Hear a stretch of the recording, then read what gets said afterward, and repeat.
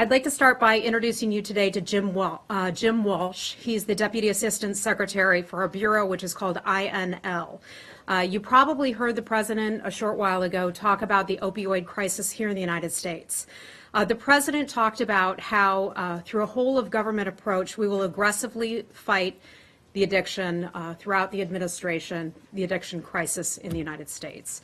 The President said we can be a generation to end this epidemic. State Department is also doing its part in trying to do away with the problem of drug addiction and all of that. We play a key role in combating the deadly epidemic. Our bureau dedicated to drugs and law enforcement, INL, is leading efforts around the globe related to the opioids crisis. So to provide some details on this and answer your questions on the issue, I'd like to welcome to the podium our Deputy Assistant Secretary Jim Walsh from the INL Bureau. That stands for International Narcotics and Law Enforcement. He has a quick address for you. We'll take a few questions, and then I'd like to introduce you to another one of our Deputy Assistant Secretaries.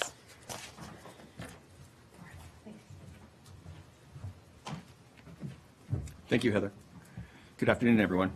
With the President and First Lady just speaking about our nation's drug crisis, I'd like to share a few comments about how the State Department is addressing the opioid epidemic. With heroin and synthetic opioids fueling this crisis produced overseas, transnational criminal organizations moving this deadly product, our national strategy to respond to this crisis must include an international component. Responding to this crisis is a top priority for the administration, and here at the State Department, we're leveraging our partnerships across the globe to stem the flow of these killer drugs. We're pulling diplomatic levers, both bilaterally and multilaterally, and using foreign assistance to protect U.S. communities. Effective October 18th, criminals now have a tougher time producing fentanyl because two major ingredients needed to produce this dangerous drug are now internationally controlled. The State Department led a robust diplomatic campaign to advocate for this result, which culminated in a unanimous international vote to impose the new restrictions.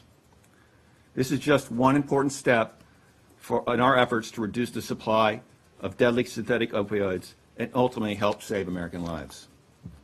On the other side of the globe, we are working with China. We are encouraging China to continue to crack down on illegal production and trafficking of synthetic opioids. We have made notable progress on this front to date. In March and July 2017, in response to U.S. requests, China agreed to establish new controls on 5 dangerous synthetic drugs, including carfentanil, which you may know is 100 times more deadly and potent than fentanyl. Next week, the State Department, along with our interagency partners at the Department of Justice, will travel to China to take part in a recurring experts-level counter-narcotics working group meeting to further expand this cooperation.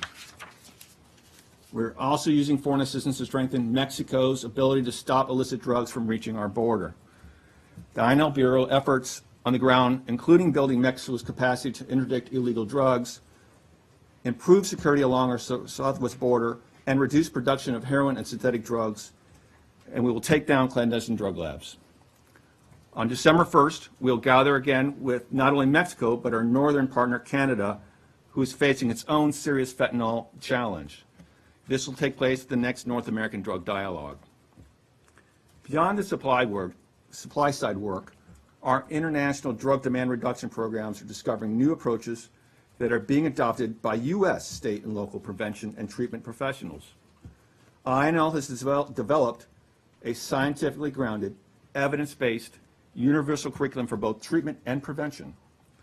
This will head off and break the chain of addiction in a more effective manner. Our overseas demand reduction tools and global research will also help address the opioid crisis domestically. The bottom line is this: we at the State Department are moving forward and are full aware of the gravity of this crisis. With over 64,000 Americans dead from overdoses since 2016, with drug traffickers taking advantage of new ways to move and sell their product, including through the dark web, and rogue chemists developing insidious new synthetic drugs at an alarming rate, we must constantly be adapting our approach and responding to new and deadly realities. This challenge is a dire one, and it will continue to be a top priority for the department. Thank you. I'll take a few questions. Who would like to start? Come on, no one's curious in this room? They're reporters. Okay. Saeed, is I'll take a shot at it. How are you coordinating your effort with, let's say, countries such as your allies like Egypt and so on, where there's an emerging problem similar to yours? Sure. As I said, we work in the multilateral and bilateral arena. Through the multilateral arena, we meet on a regular basis in the International Narcotics Control Board. And we also work in a bilateral through our embassies. Through our drug demand reduction programs, we're also collecting a lot of information to gather an appreciation of how dangerous this fentanyl in particular is occurring throughout the world.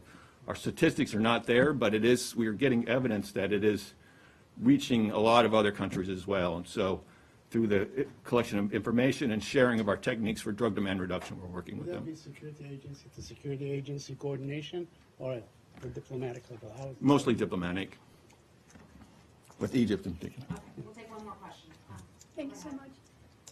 Regarding the Carmen Maria Rodriguez of Radio Marti, would you say that it's coming from abroad, or is this home elaborated? What would the major supplier be? Major supply of the heroin, as you heard from our president, is coming from Mexico. In fact, DEA estimates about 90%. Of the fentanyl, the vast majority of it does come from China. And what we are seeing is that it's either being trafficked through Mexico and being combined with the heroin, or it's being directly shipped to the United States via mail. Thank you so much. Okay, thank you. Thank you.